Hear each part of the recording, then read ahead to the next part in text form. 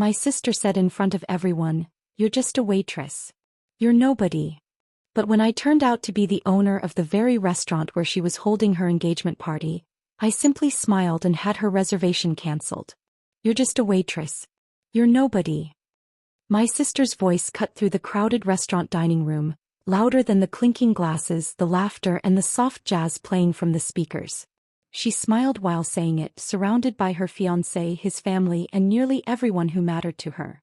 I stood there holding a tray of coffee cups, wearing the same black apron I had worn hundreds of times before. I didn't argue. I didn't defend myself. I simply looked at her and smiled. What she didn't know was that the restaurant where she was celebrating her engagement, the place where she was telling everyone I was nothing, belonged to me. And in that moment, as I watched her raise her champagne glass and announce her perfect future, I made one quiet decision. I walked into the office, picked up the phone, and canceled her reservation. 3 years earlier, nobody would have believed I could own anything bigger than a second-hand car. I was Emily Carter, the younger sister who had always been compared to Amanda. Amanda was the golden child.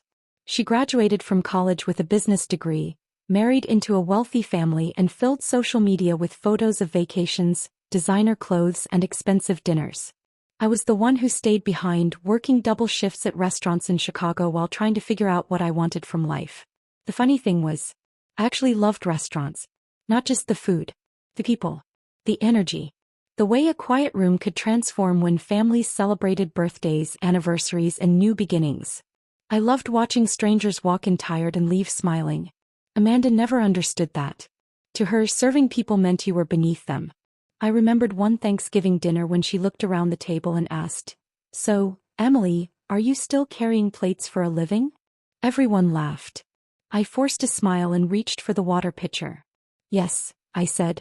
What I didn't say was that I was studying every detail.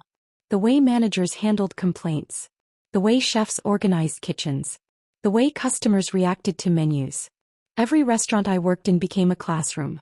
While Amanda spent money trying to appear successful, I saved every dollar I could. I took business courses at night. I read books about hospitality.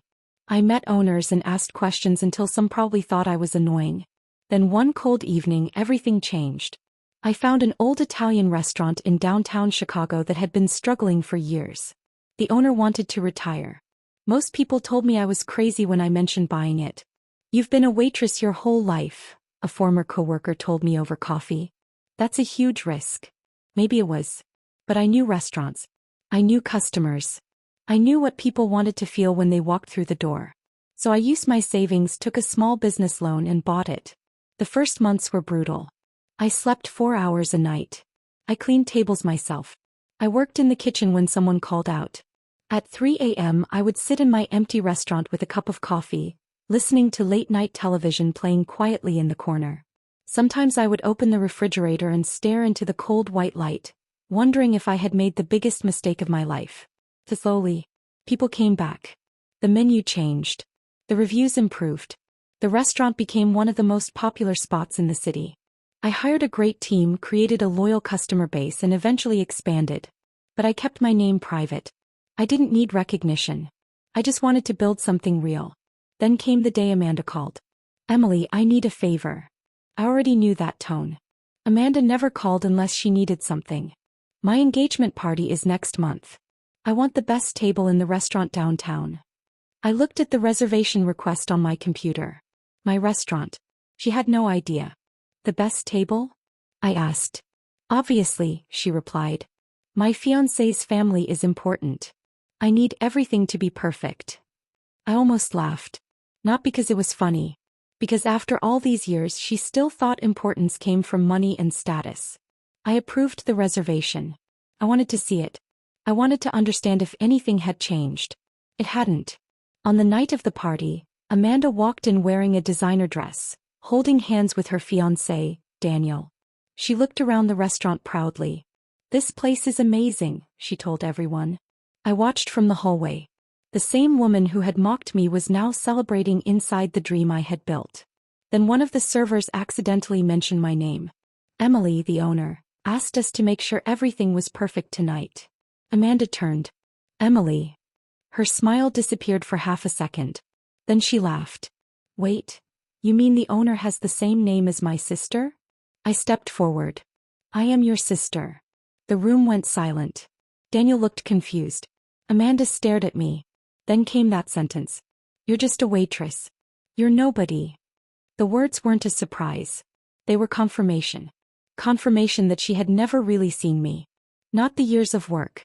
Not the sacrifices. Not the person I had become.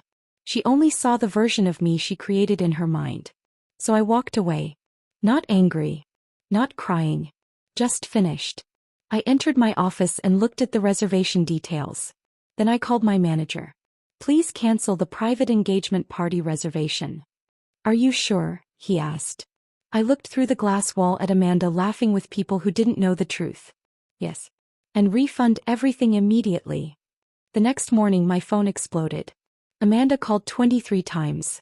My mother called. Even Daniel called. Apparently, when Amanda arrived the next day for another event, she learned the restaurant was closed for a private business meeting. The twist she never expected. That meeting was a board meeting. I wasn't just the owner of one restaurant anymore. I had become the majority partner of a growing hospitality company. The people sitting at that table weren't employees. They were investors. The same sister who called me nobody had no idea I had been building an entire future. Weeks later, Amanda came to my office. She looked different. Quieter. I was wrong, she said. I looked at her. For years, I had wanted her to say those words. But hearing them didn't feel like victory. It just felt like closure. I spent so much time trying to prove I was somebody, I told her. Then I realized I never needed to prove it to you. She lowered her eyes. I didn't hate her. I didn't need revenge. The best revenge was waking up every morning knowing I had built a life nobody could take from me. That night, I sat alone in my restaurant after closing. The city lights reflected against the windows. I made myself a coffee and listened to the familiar quiet. Years ago, I sat awake at 3 a.m. wondering if I would ever become more than a waitress. Now I sat in the same silence as the owner of everything I had created. The girl who once carried plates had built the table everyone wanted to sit at. And as the sun began rising over Chicago, I finally understood. I was never nobody. I was just someone who hadn't finished becoming herself yet. If this story inspired you to believe in your own worth and reminded you that hard work always has a way of shining through, please like this video and subscribe to our channel. Thank you for spending your time with us and supporting these powerful stories. Your support means more than you know, and we'll see you in the next one.